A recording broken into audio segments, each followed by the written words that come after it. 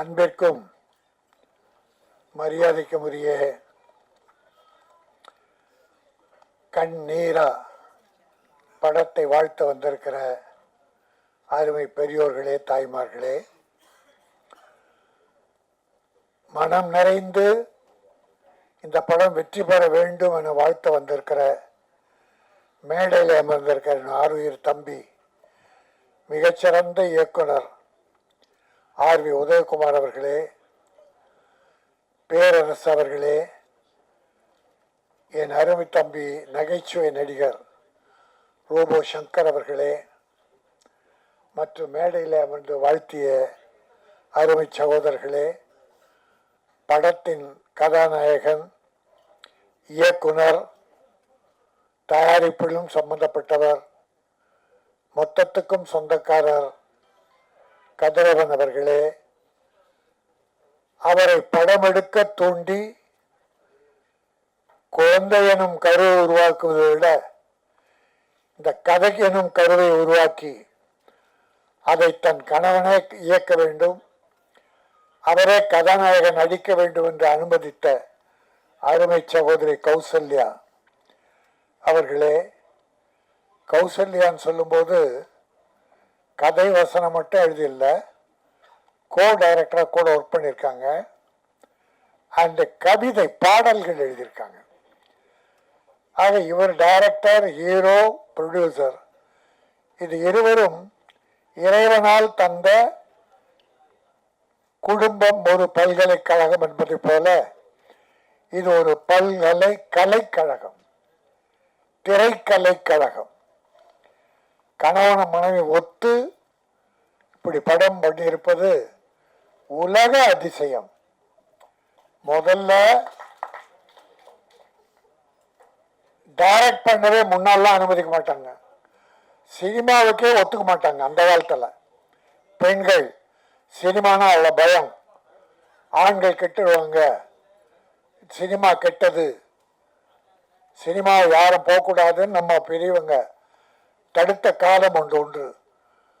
பிறகு நடிக்க அனுபவித்தார்கள், இயக்குவதற்கு அனுமதிப்பாங்க. ஏன்னா முதலாளிக்கு அடுத்த ஸ்தானம் இயக்கம், சிறப்பு வாய்ந்தது. பிறகு அதுக்கப்புறம் தான் நடிக்க அனுபவித்தார்கள். அதுவும் ஹீரோவை நடிக்கணும்னா அடுத்த பெண்களோட தொட்டு தடவி பாடல், ஆடல், பாடல், காதல் என்பதெல்லாம் இருக்கிற எந்த மனைவியும் போலியாக செய்தால் கூட நடிப்புக்காக ஒத்துக்க மாட்டாங்க. ஆனால் கௌசல்யா அனுபவிச்சிருக்காங்க. நீங்கள் ஃப்ரீ ஆக்ட் பண்ணுங்க, இதே 2 பார்ட் எடுத்திருக்காங்க. ஆக அத்தனை திறமை வாய்ந்த அந்த பெண்மணி இருப்பதாலே கதிரவன் நிச்சயம் வாழ்க்கையில் வெற்றி பெறுவார். ஒரு ஆணுக்கு பின்னாலே, வெற்றிக்கு பின்னாலே பெண் இருக்கிறாள் என்று சொல்வதை போல இங்கே கதிரவனுக்கு பின்னால் அவர் மனைவி கௌசல்யா இருக்கிறார். உங்கள் குடும்பம் வாழ்க, உங்கள் கலை பயணம் வெல்க. அதுவும் தமிழ்நாட்டை நம்பி ஒரு தமிழ் படம் பண்ணியிருக்கீங்க இல்லையா? மலேசியாவிலிருந்து படம் பண்ணி தமிழ்நாட்டில் ஆடியோ ஃபங்க்ஷன், படம் ரிலீஸ். ஏற்கனவே மலேசியாவில் படம் நடித்து ரிலீஸ் பண்ணியிருக்கார். அதை தமிழ்நாட்டை, அது மட்டும் இல்லை, 2 பேருமே பேசும்போது அருமையான தமிழை பேசுனாங்க. நீ இங்கே பார்த்தீங்கன்னா தமிழை இங்கிலீஷ் கலக்காம பேசுறதே இல்லை. போன வருஷம் மட்டும் இங்கிலீஷ் டைட்டில் அந்த படங்கள் எத்தனை இருக்கும் யோசித்து பாருங்க. டைட்டில் இங்கிலீஷ், பெரும்பாலும் அது ஒரு நாகரிகமாக இப்போ தமிழ்நாட்டில் வந்துருச்சு. ஆங்கில டைட்டில். இந்த படத்துக்கு பேர் கண்ணீரா, கண்ணில் நீரா இல்லை பெண்ணின் கண்ணியுடைய நீரா, சோகத்தால் காதல் ஃபெயிலியராக கண்ணீர் வெடித்தாளா என்பது கதையில பார்த்தா தெரியும். கண் நீரா. ஆனால் சொன்னார்கள் ஹீரோயினி பெயர் நீரா, அவள் வெடிக்கும் காதல் கண்ணீரா என்று தெரியாது, பார்த்தால் தெரியும். ஆனால் தமிழகத்தில் பெண்கள் சமீப காலத்தில் தொடர்ந்தே ஒரு 10-15 ஆண்டுகளாக பெண்கள் கண்ணீர் அல்ல செந்நீர் வழித்துக் கொண்டிருக்கிறார்கள். அதை கேள்விப்பட்டு நாங்கள் எல்லாம் இரத்த கண்ணீர், பெற்றவர்கள் இரத்த கண்ணீர் வடித்துக் கொண்டிருக்கிறோம். எங்கள் கண்ணில் இப்பொழுது கண்ணீர் வருவதில்லை, செந்நீர் ரத்தம் வடித்து கொண்டிருக்கிறது. இப்பொழுது கூட ஒரு பல்கலைக்கழகத்திலே ஒரு பெண் பாலியல் பலாத்காரம், அது இன்றைக்கு பெரும் பிரச்சனையாக ஓடிக்கொண்டிருக்கிறது. தொடர்ந்து இப்பொழுது மட்டும் இல்ல, எந்த ஆட்சி வந்தாலும் இந்தியாவிலே இது அதிகரித்து விட்டது. இது ஆட்சி கோளாறா, காவல்துறை கோளாறா, மக்கள் கோளாறா என்றால் மக்கள் தனி மனித ஒழுக்கம் கட்டுவிட்டது. காவல்துறையிலே கருப்பு ஆடுகள் நுழைந்து விட்டது. பல ஆட்சியிலே அவலங்களும் நடைபெறுகிறது. அதனால்தான் இப்படிப்பட்ட என் அருமை குழந்தைகள், பெண் குழந்தைகள் பாதிக்கப்படுகிறார்கள். பாலியல் பலாத்காரம் இங்கே வில்லிவாக்கத்திலே ஒரு 5-6 ஆண்டுகளுக்கு முன்னாலே மாற்றுத்திறனாளி பெண், அந்த குழந்தை 7-8 பேர். எவ்வளவு கேவலம், எவ்வளவு கேவலம். மனிதா வாழ்கிறான் இங்கே. எல்லோரும் அல்ல, நம் குடும்பம் நல்லா இருக்கணும், எல்லா குடும்பம் நல்லா இருக்கணும். அது பெண்கள் தெய்வத்துக்கு இணையானவர்கள். தாய் என்றால் தெய்வம். அப்படிப்பட்ட பெண் இனத்தை, குழந்தைகளை 8 வயசு 10 வயசு குழந்தைகளை, கல்லூரி பெண்கள், ஒரு நாய் கஞ்சா அடித்து விட்டு புறம்போக்கு நாய்கள் இளைஞர்கள் என்ற பெயரில் கல்லூரி பெண்கள் பின்னாலே அலைவது, ஒருவேளை காதல். அந்த பெண்ணுக்கு தெரியவே தெரியாது, அவ பார்த்தது கூட இல்லை. இவனோ ஒருவேளை காதல் வச்சுக்கிட்டு ஒரு நாள் திடீர்னு காதல்னா இல்லைன்னா கத்தியால குத்திடுறான், திராவம் வித்துடுறான். அநியாயம் நடக்கிறது. யாரோ சிலர் தான், எல்லோரும் அல்ல. இதற்காக நாட்டில் சட்டம் ஒழுங்கு கட்டுவிட்டது என்பதெல்லாம் போலி. இது தனிமனித ஒழுக்கத்தை சார்ந்தது. சட்டம் ஒழுங்கு கட்டுவிட்டது என்றால் ஒரு மாவட்டம் தோறும் பெரிய கலவரங்கள் நடந்து பெரிய இழப்புகள் வரும்போது சட்டம் ஒழுங்கு கட்டுவிடும். ஆனால் இது கூட நடக்கக்கூடாது,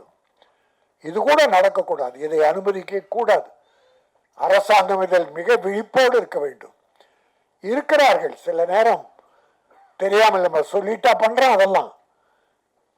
இப்போ இந்த பல்கலைக்கழகத்திலே பெரிய வளாகம், இந்தியாவில் புகழ்பெற்றது, பல்லாயிரக்கணக்கான மாணவர்கள் படிக்கிறார்கள். யாரோ காதலிக்கிற போது எவனோ அவன் 26 குற்றங்கள் புரிந்திருக்கிறான், வழக்கு இருக்கிறது. அந்த சொறி நாயை, வெறி நாயை அந்த பல்கலைக்கழகத்துக்குள்ளே போய்க்கு வந்திருக்கிறது. இதையெல்லாம் தடுத்து நிறுத்த வேண்டும். மகாத்மா காந்தி சொன்னதை போல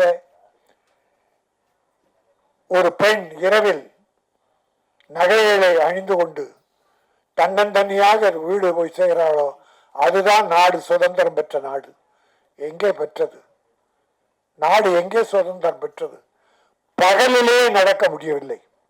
இது ஒட்டுமொத்த இந்தியாவிலும் பிற மாநிலங்கள் பார்த்தால் இதை விட கேவலமாக இருக்கிறது, இதை விட மோசமாக இருக்கிறது. ஆக இந்த நிலை ஒழிய வேண்டும் என்றால் தனி மனித ஒழுக்கம் வேண்டும். ஒவ்வொருவரும் எல்லோரையும் தன்னுடைய தங்கையாக, தாயாக பாதிக்க வேண்டும், மற்றவர்களுக்கு பாதுகாப்பாக இருக்க வேண்டும் என்பதை இந்த கண்ணீரா, பெண்ணின் கண்ணீராக செந்நீராக வரக்கூடாது என்று சமூக அக்கறையோடு இந்த வாய்ப்பை பயன்படுத்தி தெரிவித்துக் கொள்கிறேன். என் அருமை சகோதரர் பேரரசு அவர்கள் சினிமாவில் நிலவரம் பற்றி மிக தெளிவாக எடுத்து சொன்னார்கள். சினிமா சில நேரங்களில் நன்றாக இருக்கிறது, பல நேரங்களில் நன்றாக இல்லை. அதற்கு அவர் சொன்ன காரணங்கள் சரியாக இருந்தது. டிக்கெட் உயர்வு அது ஒரு காரணம். ஆனால் பெரிய படத்துக்கு 150 ரூபா வந்து 500, 1000 கொடுத்து வாங்குறான். சின்ன படத்துக்கு உள்ள போக மாட்டேங்கிறான். ஆனால் தினத்தந்தியிலே என்னை ஒரு கட்டுரை எழுத கேட்டார்கள். அந்த கட்டுரை எழுதியிருக்கிறேன். 31ஆம் தேதி வந்திருக்கிறது தினத்தந்தி பத்திரிகை. தமிழ் சினிமாவில் 1000 கோடி நட்டம். சென்ற ஆண்டு மட்டும் தோராய கணக்கு தான், சரியான கணக்காக நான் சொல்லவில்லை, தோராயமாக 1000 கோடி என்பது குறைவு. ஏறக்குறைய 300-400 படம் எடுக்க ஆரம்பித்தார்கள். சில படங்கள் பாதியிலே நின்று விட்டது, சில படங்கள் முக்கால் நின்றது, சில படங்கள் சென்சார் ஆகாமல் நின்றது. ஆனால் 241 ரிலீஸ் ஆகும். 204 படங்கள், பெரிய படம் 30 பட்ஜெட், 50 கோடி 100 கோடி 200 கோடி, ஒரு 30-40 படங்கள். மீடியம் பட்ஜெட் படங்கள், மீடியம் பட்ஜெட் ஒரு 100-150 படங்கள், 100 ஒரு 50-60. சிறுமுகத்திற்கு படங்கள் தான் ஒரு 150க்கு மேலே. அவங்க எங்கெங்கயோ புரட்டி கடன் வாங்கி உட வாங்கி இப்படி தம்பி மலேசியாவிலிருந்து அக்கறையோடு இந்த படத்தை போல பல பேர் எடுக்கிறாங்க. படம் எடுக்க முடியுது, ஆனால் ரிலீஸ் பண்ண முடியல. அதற்கு காரணம் வியாபாரம் இல்லை, ஃபைனான்ஸ் கொடுக்க ஆள் இல்லை. வெட்கக்கேடான விஷயம் சொல்றேன். கோடிக்கணக்கான படம் எடுத்துட்டு 3 கோடி 5 கோடியில சிறுமுதிட்டு படம் எடுத்துட்டு கியூபுக்கு பணம் கட்ட முடியாம அவசப்படுறான். கியூபுக்கு 50 லட்சம் வேணும், விளம்பரத்துக்கு ஒரு 50 லட்சம் வேணும். இதுக்கு இல்லாம படம் 200 படம் நிக்குது. பல பேருக்கு தெரியும், நான் கொஞ்சம் ஃபைனான்ஸ் பண்ணியிருக்கேன். ஒரு 28 படங்களுக்கு, எல்லாம் சின்ன படங்கள் நம்பி பண்ண.